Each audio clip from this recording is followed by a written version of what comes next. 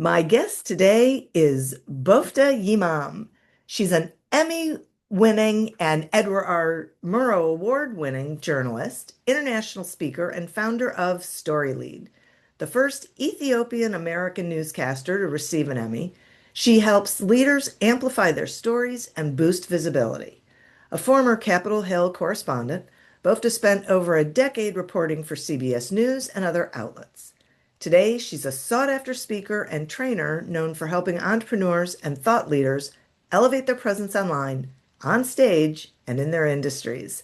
Thanks so much for joining me today, Bofta. Thank you for having me. It's awesome to be here. I am thrilled to have you. We're going to be doing, three tips around personal branding for small Mhm, business success. So here's my first question. mhm. What are some practical steps that someone can take to overcome that fear or hesitation around self-promotion and start building their personal brand? Yeah, that's a great question. So, the first thing I would tell anyone, especially if you're just getting going in your business, is you've got to go back to your why because pretty much you're probably not going to feel comfortable. It's a feeling. You're not going to feel comfortable. So, something else has to drive you. So, why do you want this business to be successful? Talk about a little bit of what your why is and write it on paper for you, not for anyone else at first, right? Just for you. So, do you know why? Maybe it's because you want to provide for your family. Maybe it's because you want to create a legacy. Maybe it's because, I don't know, you want a third or fourth investment property, right? Everyone has a different why, and there's no judgment around it. But you have to know your why because it's not going to be comfortable. And I think people think, oh, once I do this, I'll be comfortable. Once I do that, I'll be more comfortable. You will only get comfortable by doing. So that leads me to, well, what can you do? So Yeah. after you go through that why, does that make sense, Diane? Yes.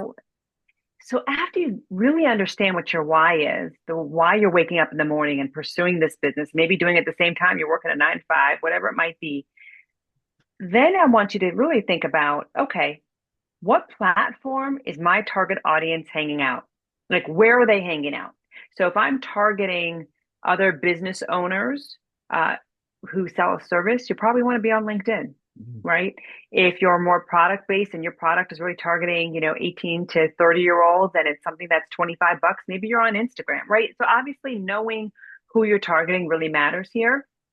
And then I would build the personal brand first and foremost on that one platform. I would focus in on that one platform. Take a course if you need to. There's a million of them for that specific platform and really get to know what it's going to take for you to stand out with your personal brand. In your personal branding, that why is going to come back into play. But people are going to resonate most with your story. And that's, hence Story Lead and our company, what we're about is we're really about what's the story that you're rolling with that can connect the dots. So I think it's hard for people when you're building a personal brand when it comes out of nowhere, Diane. So all of a sudden, a woman or a man starts talking about something, and you're like, "Wait, you do that? What? Wait, why? Wait, what's right?" And we're caught off guard, especially in this day and age where everyone's selling you everything. So your story is going to help connect the dots. So, if someone worked for Coca-Cola in marketing and then they decided to launch something helping female leaders inside of big corporations. Okay, we are starting to understand how you're connecting the dots a little bit. For a lot of times, folks aren't connecting the dots, so we're not really buying into it. It just comes off as inauthentic. You just want to make a quick buck, right? That kind of Mhm. thing. So Yeah. I would focus on that one platform. I would do research into what it's going to take to win on that platform. And then I would start creating content, messing up on the content. It does not have to be perfect. Right now, it's getting your voice, your story out there and offering a ton of value. So go back to, how is this post adding any value? How is it hitting the pains and desires of my target audience? What do I want my personal brand to represent? Who do I really like? Who's a brand I really admire? And why do I admire them? So I just going back to questions. It's gonna help you. I love that. And it sounds to me like it takes that what am I looking for? That feeling like it's about you away it gets rid Yeah, of that. It's about them, that's right? right. That's Yeah, right. which makes it Because you want to easier. add value. Yeah, Yes. And you look at personal brands that are winning long term, it's because they're adding tremendous value. You take whether you like these folks or not, you take a Mel Robbins, you take a Sarah Blakely, founder of Spanx, you take Gary Vee. The reason why their brands are lasting is because one, they're creating new things, but also because they've just built a following based on authenticity, really a follow my journey. Here's what I've learned, what I would suggest, offering all these tips based on their respective expertise. Yeah. yeah, right.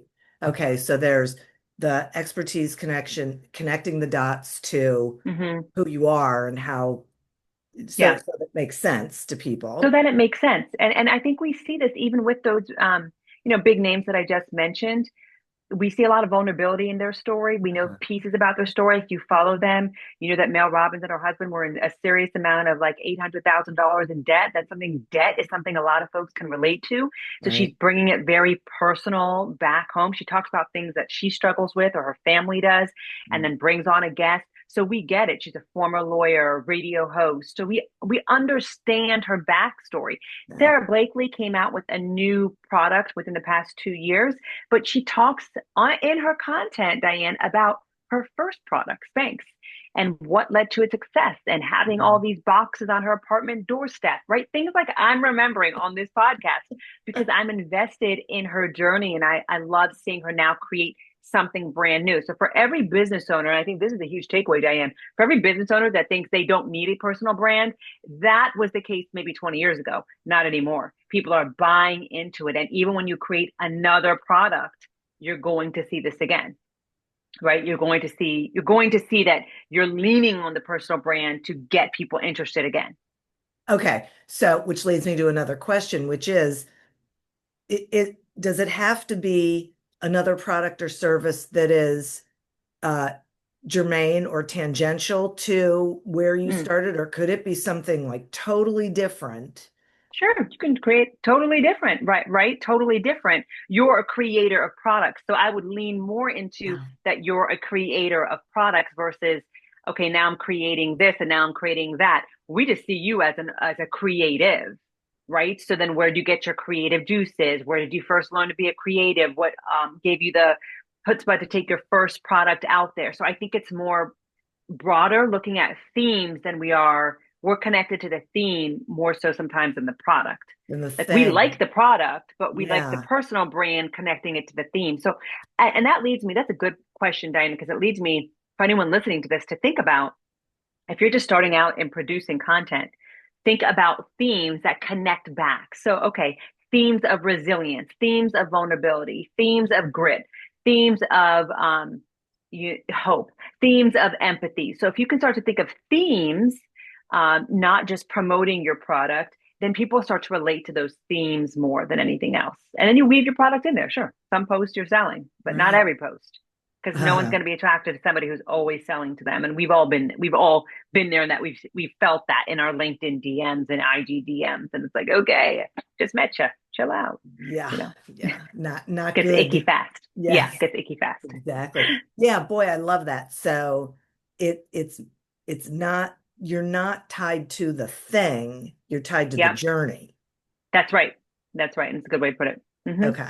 All right. Excellent. Okay. So then what do you say to people who um are really, they just, especially small business owners, just feel overwhelmed with this whole idea of marketing and Hmm. visibility, the time involved, the creativity involved, all of the things that they think they're supposed to know and be doing. What do you tell them? I tell them, look, if you want to make sales, you've got to become an amazing salesperson without marketing. So if you're not going to do any marketing, your sales, I don't know where you're meeting people, maybe you're doing in-person networking, but then your sales has got to be on point because you're not leaning on any marketing to help you scale. So whether it's you're going after a bunch of RFPs, you can go that route. You don't need much marketing, right? But sometimes you do need marketing to win and beat the other person in that RFP proposal. They're looking at your deck, they're looking at these different things. So sales and marketing are the blood flow of your business. If you're going to neglect it, it can't be forever. Like you've got to have a timeline on when you're going to jump into it, and it should be sooner than later. So that's what I would tell somebody is like, hey, you may have found that you're dynamic in person. And this is speaking from someone who I win in person probably more than anywhere else. That's like where I know I win. So for me, I could hit the pavement all the time, but that can be exhausting. So I choose to also do, of course, and my company is about marketing, but I choose to do marketing online for farther reach. So if you're only leading on in-person networking, then I think what you have to realize is that you may be putting a huge ceiling on your business without knowing it. Like you're doing only in-person networking. How many places can you be? And so you're not, it's going to be harder for you to scale. I'm in the DMV, right? So the only flip side I say to that is somebody who's going after RFPs all the time. But guess what? Now they're checking, and I've heard this directly from folks who are doing the RFPs. They go straight to your LinkedIn, want to know who you are and what you're about. So it's no longer this linear, I just get it because I applied. People want to know Yeah. what they're getting. Yeah. So you're putting a chokehold on your business if you're not doing marketing. That's the bottom line here. Yeah. You can do it. You'll make some sales maybe, Yeah. but it's going to seriously limit you. And you're not going to have I tell you what a relief it is that I know my marketing is working for me, even when I'm on vacation. Yeah. What a relief. That's because I put in the work though. That's Yeah. because, and every LinkedIn post that you see is mine. Like I write my own Yeah. content, even Right. though we write content for other clients. Yeah. I take ownership over my content because I enjoy writing. So that's Yeah. different for me. It's my expertise. But for most who do not, I say you either have got to just fall in love with it and say, I'm going to love this thing because it's going to help my business and I want to grow my business, or you gotta hire a fractional or You hire do. somebody to do it. That's it. So you have to decide. But even when you hire, here's what I think, Diane, is interesting for folks. You should have a direction of where you want to go. Okay, You so you hire yeah. sometimes and they're just like a blank slate, but then you're not happy. So you have to know, like, oh, I love that brand and this is my competition. You shouldn't come empty. You're going to waste your time. Know where you want to go with your marketing because it's supposed to help you work with your sales, not separate. Absolutely. Okay, so let's talk about that because Mhm. then my question because if I'm a small business owner and these are things I've been questioning and playing around with, I say to myself, okay, what does that even look like? Like, how do I Yeah. figure out the direction that I want to go in, the brands that I like, all of that? Are there like certain tactics that people can use to figure all that out? Well, I mean, I would say you should at least be following your competition. Uh, So hopefully in creating whatever product or service you created, that you know the competition that's out there. And then you can look at their websites, then you can look at their, decks maybe that they have on their website or testimonials. Like you should be getting a feel for different companies and understanding, I like this, I like that. You're not a marketer, so I'm not expecting you to come with a full, caseload of evidence of things. sure. That's not your job, so to speak, if you're coming to a company for help. But you should have some basic knowledge of what's out there because you created a service or product probably because you felt there wasn't enough of this or that. You're more affordable, you're more accessible. There's something about you that stands out against the competition, but we still want to know what the competition looks like and what their content is. Yeah. Or if you like a particular personal brand, because also we want to know how much flexibility we have in the color scheme in your story. Are you allowing us to run with it, or is there going to be, parameters around it? So I just think that people just come with some basic understanding of what you like and who you've been following. And hopefully you've been following a few folks if you've been in business even for a month or two. There's somebody you like out there where they're doing it the way you want to do it. And I think Yeah. start small, like just think, who do I like out there? What do I love about their brand? Okay, how can I emulate some of the pieces that they're doing without emulating them, but just emulating, oh, I love this theme of how they talk about their stories or the way they do it or the photos, the visuals, that there should be something that's drawing you to them. Does that make sense, Diane? You know, It does, and it brings up two thoughts in my mind. One is on what you just said is you're not going to mimic them. Right. You're going to still do your own authentic thing. But you have an idea of thematically what's visually appealing, what, Right. sorts of things they're answering, things like that. Right. Because when you hire someone internally or externally, you want to be able to say, hey, as the founder, here are the things that I love about what these folks are doing. And if you don't, you're not leading your team. You're Yeah. not leading them to the where you want to go. And you are the founder, right? So Yeah. everything stops with you. It starts with you, it stops with you a lot of times, right? So you're the decision maker. So if you hired, hopefully you looked at the work they've been able to produce for others and you're like, okay, I'm really feeling what you're doing for X, Y, and Z in our niche or in that niche. And I really like that. I want to go with that. And that should be enough runway for the expert to be able to Okay. say, okay, now I have some more questions for you, but thank you for that, right? And then going into more detail, right? But I would just say that for a small business owner, especially those in the first year or two, that's what I would be looking for is like, who do you like out there? And then on your own, if you can't afford yet to hire out, start putting out content, start writing. And here's a good thing to think about. What are your pains and desires of your target audience? Then link your personal story to that. So start out with your personal story, something about it, a transformation that you've had, anything that I mean, there's content everywhere. Thinking about that, leading with the personal story, and then going into, and here's what I noticed also in our niche or with folks who we serve. This is their pain. And you can connect the dots within that post but really looking at the P and the D, the pains and the desires. If you're ever lost on marketing, and I would say this for anyone, even a seasoned business owner, if you feel like your content isn't sticking, you probably have not gotten a real hold on the pains and desires of your target audience, and you're not speaking to them enough on those pains and desires. You're talking about things happening in the industry. Cool, that's okay here and there, but you got to speak. Your messaging has to hit home to that target audience. They've got to feel like, oh my God, she's in my brain. Oh my God, she's on our Right. team calls because that person or he or she understands to the core of what we are going through. Yeah. I love that. And I do have to say, as a very strange aside, that when you were talking about looking around and seeing what you like and you don't like it, the thought that popped into my head was it's like looking for a wedding dress. Oh, yeah, Oddly, right? You that's so look true. through, well, in my day, Yes. we look through the magazines, you look through Yeah. Pinterest, you find the ones you like, you pin the ones you like, you get Yes. rid of the ones you don't like, you try Yes. on. But if you walk into a bridal shop and you say, I don't know, right? I have no Yeah. idea what style I want, it's going to be harder for That's right. And them you know what's to so fit you. funny? You're absolutely correct because I had a very smart bridal store who said, she was the owner, I think, and she said, after you've done all of your looking, then come to me. And I thought, well, she's smart. So guess Right? what? I did all my looking. I tried on things. So by the time I got to her, I had an idea of what I wanted, and she's like, "We carry everything."